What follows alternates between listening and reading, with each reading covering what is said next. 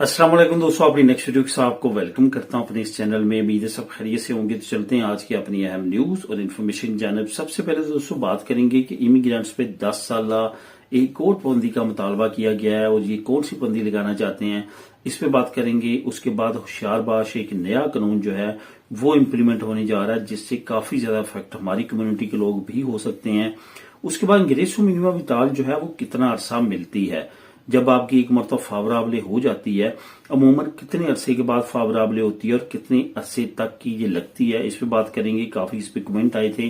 तरखेता नमरोसा के बारे में कुछ अहम मालूमात हैं जो आप लोगों के साथ शेयर करूंगा वीडियो के आखिर में। तो दोस्तों वीडियो की डिटेल्स की तरफ जाने से पहले आपको बताता चलूं कि कौन कौन से लिंक मिलेंगे। एक तो लिंक नंबर 1 इमिग्रेंट्स पर 10 साल पाबंदी का, दूसरा जो नया कानून लागू होने जा रहा है और उससे आपको होशियार रहने की जरूरत है, वो लिंक नंबर 2 आपको डिस्क्रिप्शन में मिल जाएगा ताकि आप खुद भी इनको क्लिक करके रीड कर सकें। तो दोस्तों वीडियो की डिटेल्स की तरफ जाने से पहले आप तमाम दोस्तों से गुजारिश है लाजमी तौर पे वीडियो को लाइक किया करें, चैनल को जो है वो सब्सक्राइब करें ताकि मजीद ऐसी आने वाली वीडियोस आप तक बर वक्त पहुंच सकें। तो दोस्तों सबसे पहले तो बात करते हैं कि इमिग्रेंट्स पे 10 साल पाबंदी जो है वो कौन सी लगाने के लिए फरमाइश की गई है या सिफारिश की गई है। असल में इस वक्त 3 बड़ी जमातें हैं पूरे स्पेन में जो इलाकाई तौर पे और नेशनल लेवल पे प्रेजेंट कर रहे हैं अपने अपने वोटर्स को। नंबर 1 तो पॉपुलर पार्टी जो सबसे बड़ी अपोजिशन पार्टी है, नंबर 2 वोक्स पार्टी और नंबर 3 एक जोंट के नाम से है जो कि कतलान पार्टी है जिसकी अक्सरियत है कतलोनिया की पार्लियामेंट में। इनकी कुछ मेंबरान नेशनल लेवल पे भी हैं लेकिन अक्सरियत इनकी कतलोनिया में है और ये भी एक तरह से राइट विंग पार्टी के तौर पे तो इमिग्रेंट्स को लेके बातचीत करते हैं और कवानीन की बात करते हैं। सबसे पहले तो आपको ये बताता चलूं कि ये जो तीनों पार्टी हैं किसी न किसी तरह राइट विंग्स पार्टी के नजरियात रखते हैं, इमिग्रेंट्स को पसंद नहीं करते और इनका यही नजरिया है कि इमिग्रेंट्स को कंट्रोल किया जाए। ये आने वाले वक्त में हमारे मुल्क के लिए चैलेंजिंग हो सकते हैं। हालांकि सिचुएशन इसके बिल्कुल बरक्स है। इमिग्रेंट्स की वजह से इस वक्त स्पेन की इकोनॉमी जो है वो काफी ज्यादा ग्रोथ में है, लेकिन इसके बावजूद उनकी तरफ से इस तरह की नेगेटिव चीजें आती रहती हैं। अभी रिसेंटली मैंने बताया था कि पॉपुलर पार्टी ने क्या कोशिश की, वोक्स पार्टी तो आपको पता ही है क्या कोशिश करती है। अभी जंट ने जो कि कतलोनिया में जिनकी अक्सरियत है उनकी तरफ से भी एक स्टेटमेंट सामने आई है और वो भी बिल लेके पार्लियामेंट में आ रहे हैं। उसमें उन्होंने क्या डिमांड की है, उन्होंने कहा है ये जो घर मिलते हैं जो सोशल की तरफ से मिलते हैं, जो गवर्नमेंट की सोशल सिक्योरिटी की तरफ से मिलते हैं, हाउसिंग वगैरह मिलती है, सोशल हाउसिंग जिसको बोलते हैं, उस पे पाबंदी लगा दी जाए कि वो इमिग्रेंट्स हासिल नहीं कर सकते जो 10 साल से कम अरसे से स्पेन में रह रहे हैं। मतलब ये कि सिर्फ और सिर्फ जो हक है वो यहाँ के लोकल लोगों का ही हो, जो इमिग्रेंट्स आते हैं वो 10 साल तक के लिए ना ले सकें। अब 10 साल की उन्होंने क्यों कही, क्योंकि 10 साल उन्होंने शायद इस वजह से कही कि 10 साल टाइम यहाँ पे रहेंगे लीगल, उसके बाद वो नेशनलिटी लेंगे स्पेन की, तो उसके बाद ही वो अप्लाई कर सकें। इनडायरेक्टली उनका कहने का मकसद ये था। अब इस पे वो बिल लेके आ रहे हैं। अगर ये बिल पास हो जाता है, जिसकी काफी कम उम्मीद है, लेकिन अगर ये पास हो जाता है तो फिर इस पे प्रॉब्लम हो सकती है और जो गैर मुल्की हैं वो फिर सोशल हाउस अप्लाई नहीं कर सकेंगे। सोशल हाउस क्या होता है? सोशल हाउस ये होता है कि अगर मार्केट में 1000 यूरो किराया है तो वहां पे अमूमन तौर पे 300-400 यूरो किराया होता है। और इसमें ये भी बड़ा फायदा होता है कि कल को अगर वही घर अगर आप खरीदना चाहते हैं तो फिर आपको एक तो एडवांस नहीं देना पड़ता, दूसरा जो आप रेंट पे कर रहे होते हैं वो किस्त के तौर पे गवर्नमेंट को जाना शुरू हो जाता है और वो जो किस्त होती है उसमें ना होने के बराबर इंटरेस्ट होता है। तो ये तमाम फायदे हैं जो कि हाउसिंग हाउस के, सोशल हाउस के मिलते हैं। तो उस पर पाबंदी लगाने के लिए इस सियासी जमात ने कोशिश की है, जिसका मजीद डिटेल आप नीचे लिंक नंबर 1 में क्लिक करके खुद भी रीड कर सकते हैं। अब दोस्तों बात करते हैं एक ऐसे कानून की जो कि इम्प्लीमेंट होने जा रहा है, जिससे काफी ज्यादा हमारी कम्युनिटी के लोग भी अफेक्ट हो सकते हैं। ये कानून है पैदीनेते और बाईसाइकिल का।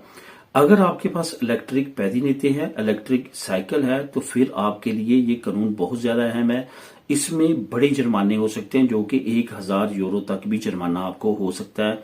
इसमें आपके लिए 2 चीजें जो है वो मस्ट कर दी गई हैं। नंबर 1 तो ये कि आपके लिए जो है वो इंश्योरेंस मस्ट कर दी गई है। अगर आपके पास इलेक्ट्रिक साइकिल भी है उसके लिए भी अब इंश्योरेंस गवर्नमेंट लेके आ रही है।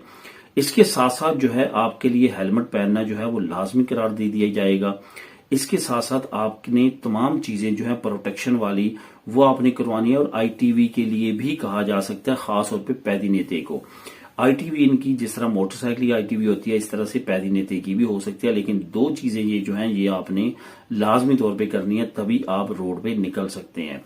आहिस्ता आहिस्ता कवानीन इस वजह से भी ज्यादा सख्त होते जा रहे हैं साइकिल और पैदी नेते के, खासतौर पे जो इलेक्ट्रिक है, क्योंकि बहुत ज्यादा हादसा बढ़ रहे हैं।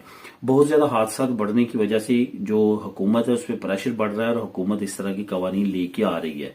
DGT ने इसकी अनाउंसमेंट कर दिया, अनकरीब इम्प्लीमेंट हो जाएगा और उसके बाद सख्ती बढ़ जाएगी और आपको जुर्माने हो सकते हैं। इस वजह से आपने पहले ही इसके बारे में तमाम मालूमात लेके अपने लिए हिफाजती इक़दाम कर लेने हैं। अब दोस्तों बात करते हैं इंग्रेसो मिनिमा बिताल की, कि आप कितना अरसा ले सकते हैं और कितना अरसा ये जो है वो इंतरामीते रहती है। इंग्रेसो मिनिमा बिताल काफी ज्यादा अहमियत की हामल है और आहिस्ता आहिस्ता बहुत ज्यादा नंबरिंग इसकी बढ़ती जा रही है जो लोग इंग्रेसो मिनिमा बिताल ले रहे हैं। असल में इंग्रेसो मिनिमा बिताल उन लोगों के लिए है जिनकी इनकम कम है, जिनके बच्चे हैं, खासतौर पे जो नमरोसा तरखीता रखते हैं, और बाकी जो लोग हैं उनके लिए ये बहुत अच्छी एक स्कीम है जो कि हुकूमत की तरफ से लॉन्च की गई है। इंग्रेसो मिनिमा बिताल अगर आप अप्लाई करते हैं तो इसमें जो इस वक्त रिसेंटली कम से कम 6 महीने, ज्यादा से ज्यादा 8 से 9 महीने जो है इस वक्त लग रहे हैं इंग्रेसो मिनिमा बिताल फावराबले होने में। इसमें आपको जो है वो मुख्तलिफ प्रोविंसेस में मुख्तलिफ तरह का वेट करना पड़ता है। कुछ प्रोविंसेस यहाँ पे इतना ज्यादा रश नहीं है, वहां पे वेट इतना ज्यादा नहीं करना पड़ता, लेकिन बड़े शहरों में इतना वेट आपको करना पड़ता है। जब आपकी इंग्रेसो मिनिमा बिताल लगती है जी, जितना अरसा आपने वेट किया होता है उतने तमाम अरसे की जो अमाउंट है आपको इकट्ठी आपके अकाउंट में मिल जाती है। इसके साथ साथ आपको ये भी बताता चलूं कि ये जो जितने अरसे के लिए आपकी ये इंग्रेसो मिनिमा बिताल लगती है उसमें ये कटौती भी इस टाइम पीरियड की होती है। फॉर एग्जांपल आपने जब अप्लाई की थी उस वक्त से लेके आपको 2 साल के लिए अमूमन तौर पे आपकी इंग्रेसो मिनिमा बिताल अप्लाई होती है और पास होती है। वो 2 साल के अरसे में अगर आपने 8 महीने वेट किया है उसकी आपको इकट्ठी आपके बैंक अकाउंट में इंग्रेसो मिनिमा बिताल आ जाएगी जितनी आपकी बनती होगी। वो 8 महीने आपके उस 2 साल से लेस हो जाएंगे और आगे आपको जो है वो बाकी जो टाइम पीरियड रिमेन रहता होगा वो आपको मिलेगा। मंथ बाई मंथ आपको इंग्रेसो मिनिमा बिताल मिलती रहेगी। अमूमन तौर पे 2 साल के लिए होता है और उसके बाद ये रिन्यूएबल होता है। आपका दोबारा तमाम कंडीशन को चेक किया जाता है और उसके बाद आपकी दोबारा से इंग्रेसो मिनिमा बिताल जो है वो रिन्यू कर दी जाती है। इसमें जिन चीजों का आपने ख्याल रखना है वो ये है कि कोई भी कानून की खिलाफवर्जी नहीं करनी, बगैर बताए आपने मुल्क नहीं छोड़ना, बगैर बताए जो है आपने कोई भी ऐसी एक्टिविटी नहीं करनी जो कि आपको इंग्रेसो मिनिमा बिताल अप्लाई करते हुए वो पेज की कवानीन की शक्ल में आपको प्रेजेंट करते हैं कि आप इसको अच्छी तरह से रीड कर लें। इसके साथ साथ आलता बाखा इस तरह की चीजें जो हैं ये भी आपकी इंग्रेसो मिनिमा बिताल पे इफेक्ट हो सकती हैं। तो ये तमाम चीजों से अगर आप बचेंगे तो आपका जो टाइम पीरियड है वो तमाम का तमाम आप उसमें इंग्रेसो मिनिमा बिताल ले सकेंगे। अब दोस्तों बात करते हैं तरखीता नमरोसा के बारे में कुछ अहम मालूमात की। जो तरखीता नमरोसा है, एक तो बहुत जरूरी चीज आपको ये समझनी है कि जो भी जिस प्रोविंस की भी जनरली दाद है, जैसे जनरली दादी कतलूनिया, जनरली दादी वलेंसिया, वहां पे आपने ये अप्लाई करने होते हैं।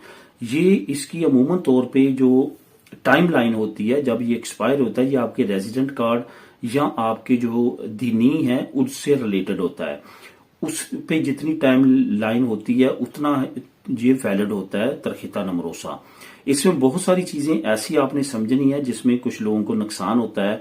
वो ये है कि जितनी टाइम लिमिट के लिए ये आपके पास आपको मिलते हैं और आपने फॉर एग्जांपल बिजली का डिस्काउंट अप्लाई कर लिया, पानी का बिजली अप्लाई कर लिया, आपको सिंधी की तरफ से आलता चलता है, खिनराल वालों का 100 यूरो मिलता है, स्पेशल वालों का 200 मिलता है, वो भी आ रहा है।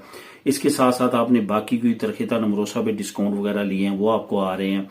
तो ये याद रखें कि जो टाइम उस पर लिखा हुआ है वो अगर आप उस पर रिन्यू नहीं करवाते, जितने महीने वो रिन्यू नहीं होंगे उतने महीनों का आपका वो कट जाएगा।